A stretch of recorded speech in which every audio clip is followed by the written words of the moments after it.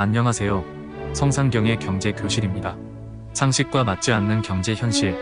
오늘은 그 시리즈의 첫 번째 시간으로 상식과 맞지 않는 실업률에 대해서 말씀드리겠습니다.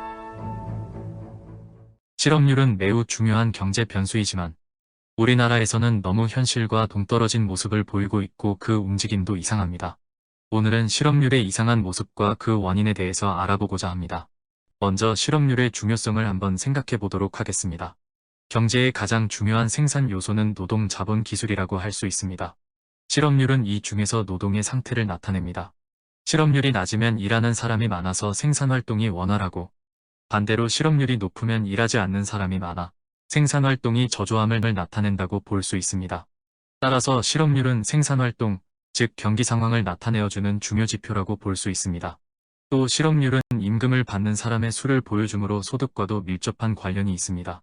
그리고 실업률은 물가와도 관련이 큽니다. 실업률과 물가 수준은 서로 반대로 움직인다는 필립스 곡선은 널리 알려진 경제 이론입니다. 이처럼 실업률은 경기, 소득, 물가 등과 밀접한 관계를 가지고 있기 때문에 경제학자들 뿐만 아니라 정치가, 기업가, 학생, 주부 등 누구나 할 것 없이 매우 중시하고 있는 지표입니다. 이처럼 실업률은 매우 중요한 지표이지만 정작 우리나라 현실에서는 그렇게 중시되지 않고 있습니다. 매월 언론에서 지난달 일자리 상황을 설명할 때 실업률을 제일 먼저 언급하는 경우는 보기 힘듭니다. 실업률보다 취업자 수를 더 먼저 언급하고 분석과 설명도 취업자 수를 중심으로 이루어지고 있습니다. 왜 이처럼 우리나라의 실업률은 현실에서 중시되지 않고 있는 것일까요? 실업률이 현실적이지 않은 첫째 이유는 발표되는 실업률이 너무 낮다는 것입니다. 2022년 9월 통계청이 발표한 실업률은 2.4%입니다. 매우 낮은 수치로 2.4%만 실업 상태에 있다고 해석됩니다. 거의 모든 사람이 일자리를 가지고 있는 완전 고용 수준에 있다고 여겨질 만큼 낮은 수치입니다. 하지만 일자리 문제가 실업률처럼 양호하다고 생각하는 사람은 거의 없습니다. 청년 실업률은 6.1%라고 발표하고 있는데 청년 과반수가 백수라고 생각하는 현실과 너무 동떨어진 낮은 수치입니다. 외국의 실업률과 비교해 볼 때 우리나라 실업률이 이상하다는 점은 더욱 확실해집니다. 미국의 최근 실업률은 우리나라보다 높은 3.5%입니다.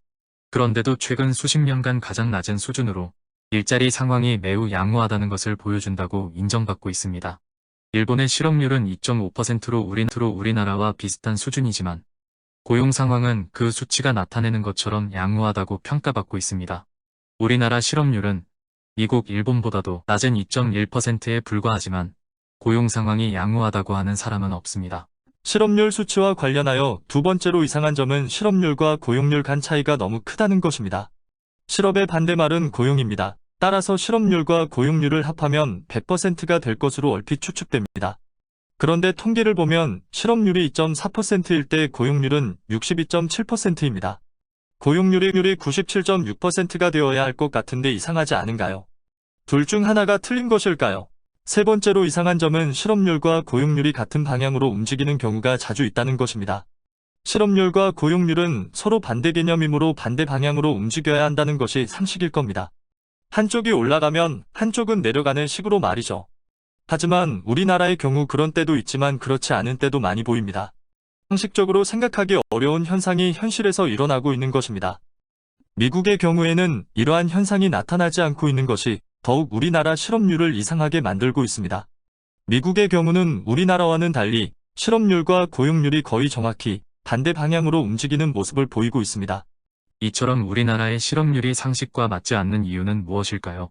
그 원인에 대해 이제 알아보도록 하겠습니다. 먼저 첫 번째로 실업률이 매우 낮은 원인에 대해 알아보도록 하겠습니다. 결론부터 말씀드리면 우리나라의 실업률이 비정상적으로 낮은 이유는 우리가 일반적으로 생각하는 실업자 대부분이 실업률 통계 작성 시에 빠지기 때문입니다.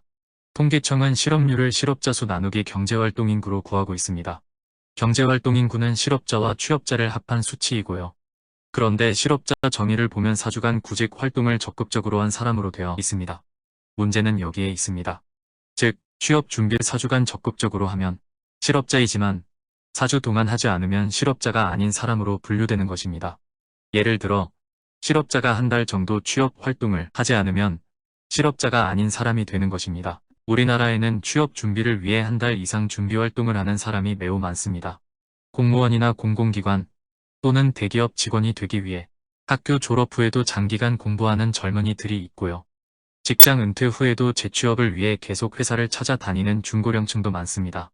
이들이 시험이나 면접을 보게 되면 취업 활동을 한 것으로 간주되어 실업자로 분류됩니다. 하지만 취업이 되지 않은 상태에서 4주 동안 새로운 시험이나 면접을 보지 않으면 통계청은 이들을 실업자에서 빼게 됩니다. 이들이 실업자에서 빠지게 되면 어떤 사람으로 분류되는 것일까요? 통계청은 이들을 경제활동을 하지 않는 사람, 즉 비경제활동 인구로 분류하고 있습니다. 여기에 해답이 있습니다. 즉, 일반적으로 생각되는 실업자 중 많은 수가 비경제활동 인구로 분류되고 있는 것입니다. 이는 통계청이 파악하는 실업자 수가 일반적으로 생각하는 실업자 수보다 매우 적다는 것을 의미합니다. 그리고 이로 인해 실업률 수치도 매우 낮아지게 되는 것입니다. 통계청에서 제공하는 고용지표 구성도를 보면 이해가 쉬워집니다. 경제활동 인구는 취업자와 실업자로 구성되어 있고 비경제활동 인구는 잠재취업 가능자, 잠재구직자 및 그 밖의 비경제활동 인구로 구성되어 있습니다. 실업률은 실업자 나누기 경제활동 인구이므로 비경제활동에 속해 있는 잠재취업 가능자와 잠재구직자가 빠져 있음을 볼 수 있습니다. 실제 인구 구성 도표를 보면 2022년 10월 현재 우리나라 15세 이상 인구는 4,530만 명입니다. 이 중 경제활동 인구는 2,911만 명인데 그 중에서 실업자는 69만 2천 명입니다. 실업률은 2,911만 명 중 69만 2천 명의 비율이어서 2.4%가 됩니다. 비경제활동 인구는 1,619만 명인데 여기에는 잠재취업 가능자와 잠재구직자의 수를 합한 취업준비자 약 150만 명이 포함되어 있습니다. 즉, 통계청이 실업자로 보는 69만 명보다 2배 이상 많은 취업준비자가 비경제활동 인구로 분류되고 있는 것입니다. 잠재취업 가능자와 잠재구직자를 합한 수치인 취업준비자도 모두 실업자라고 가정하고 실업률을 구해보면 얼마가 될까요? 통계청은 이를 고용보조지표 2라고 하고 2.4%보다 크게 높은 7.1%라고 발표하고 있습니다. 이 수치가 보다 현실적이라고 생각됩니다. 이제 두 번째 이상현상, 고용률 수치가 예상보다 큰 차이가 나는 이유에 대해 알아보도록 하겠습니다. 실업률과 고용률이 서로 합해 100%가 되지 않는 이유는 두 수치가 기준으로 하고 있는 근거, 즉 분모가 다르기 때문입니다. 실업률이 기준으로 하는 대상, 즉 분모는 경제활동 인구입니다. 그런데 고용률은 경제활동 인구와 비경제활동 인구를 모두 합한 15세 이상 인구 전체를 기준으로 하여 그 비율을 구하고 있습니다. 즉, 고용률의 분모가 실업률의 분모보다 훨씬 큽니다. 고용률이 실업률처럼 경제활동 인구말을 기준으로 비율을 낸다면 97.6%가 나오겠지만 15세 이상 인구 전체를 대상으로 취업자의 비율을 구하기 때문에 60%대로 낮아지게 됩니다. 앞에서 보았던 고용보조지표 구성도를 다시 한번 볼까요? 실업률은 빨간색들 간의 비율입니다. 실업자 나누기 경제활동 인구입니다. 고용률은 파란색들 간의 비율입니다. 취업자 나누기 15세 이상 인구입니다. 이처럼 분모가 서로 큰 차이가 나는데 파란색의 분모, 즉 고용률의 분모가 훨씬 더 큽니다. 따라서 고용률의 수치가 100%에서 실업률을 제외한 수치가 아닌 그보다 훨씬 낮은 수치가 나오게 되는 것입니다. 이제 세 번째 이상현상, 실업률과 고용률이 서로 반대 방향이 아닌 같은 방향으로 움직이는 경우가 많은 이유에 대해 알아보도록 하겠습니다. 고용률과 실업률이 파악하고자 하는 대상은 취업자와 실업자로 모두 경제활동 인구의 구성요소입니다. 따라서 경제활동 인구의 변동이 없는 가운데 취업자와 실업자 간 이동만 있다면 실업률과 고용률은 정확히 반대로 움직일 것입니다. 하지만 실업률은 경제활동 인구만을 분모로 하고 있어 비경제활동 인구와의 인구 이동이 있다면 그 움직임이 매우 불안정해집니다. 이 때문에 상식과 다른 이상한 현상이 발생하게 되는 것입니다. 예를 들어보겠습니다. 취업 시즌에 실업자가 취직을 하면 실업률은 하락하고 고용률은 상승하는 상식적인 모습이 나타날 겁니다. 하지만 취업준비자가 취업활동을 하면 다른 모습이 나타납니다. 일부가 취업에 성공하면 고용률이 상승하는데요. 일부가 취업에 실패하면 실업률도 상승하는 결과가 나타나게 됩니다. 두 경우 모두 비경제활동 인구가 경제활동 인구로 바뀌었기 때문에 나타나는 결과입니다. 또 다른 예를 들어보겠습니다. 정부가 일시적으로 확대한 공공서비스 일자리 사업이 종료되면 고용률이 낮아지고 실업률이 상승하는 상식적인 모습이 나타납니다.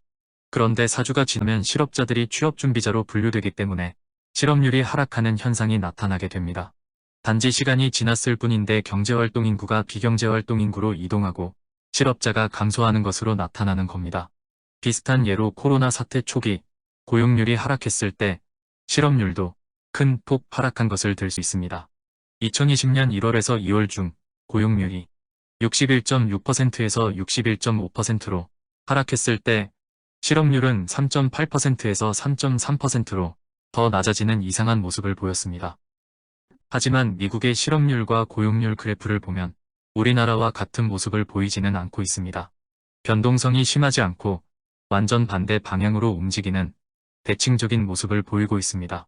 이는 우리나라와는 달리 경제활동 인구와 비경제활동 인구 간 이동이 빈번하지 않음을 의미하고 있습니다. 또한 이는 실업자 분류의 국제 기준이 미국에는 적합하고 우리나라에는 적합하지 않다는 의미로도 해석될 수 있습니다. 이상에서 우리나라의 실업률이 여러 가지 이상한 모습을 보인다는 것과 그 이유에 대해 살펴보았습니다. 우리나라의 실업률이 여러 가지 이상한 모습을 보이는 이유는 실업자와 취업준비자 간 이동이 빈번하기 때문이며 이는 결국 실업자의 구분 기준인 사주간 구직활동 여부가 현실과 맞지 않기 때문이라고 할 수 있습니다. 따라서 우리나라의 현실에 맞는 새로운 실업률이 필요해 보입니다. 통계청은 각종 고용보조 지표도 같이 발표하고 있는데 이를 보다 널리 활용할 필요가 있다고 생각됩니다. 앞서 보신 고용보조 지표 2가 한 예가 되겠죠. 감사합니다. 이 자료의 목소리는 온에어 스튜디오에서 제공하는 인공음성입니다.